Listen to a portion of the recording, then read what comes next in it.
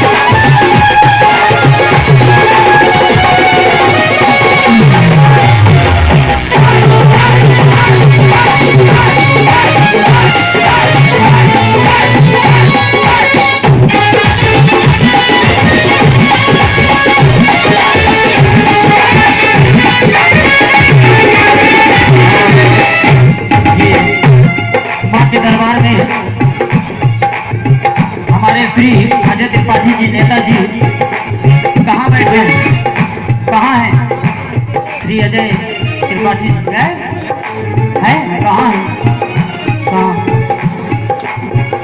कहाँ है? पीछे पीछे खड़े हैं पंडाल के पास। और श्री अजय त्रिपाठी जी, ये मैं नहीं कह रहा हूँ, ये मेरी माँ मुझसे कह रही कि बेटा बोल दे, मेरा बच्चा आज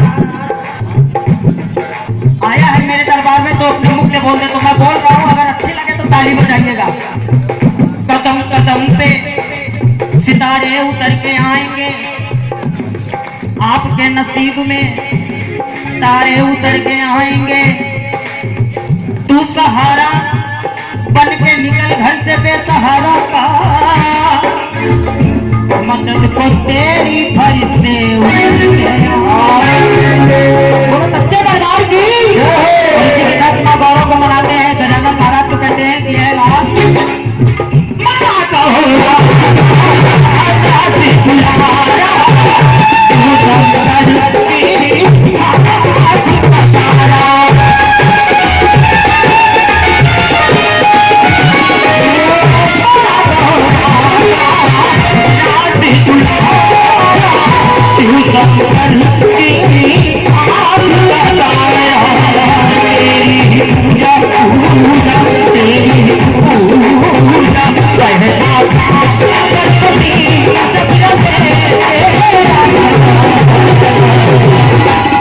गजानन महाराज की उठाओ बिल्कुल सीधे सीधे हाथ, बिल्कुल सीधे।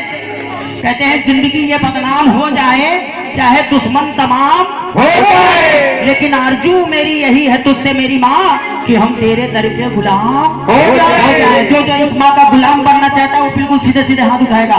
आज की रात कोई ऐसा हाथ ना हो कि बाबा और माँ के सम्मान में खाली रह जाए।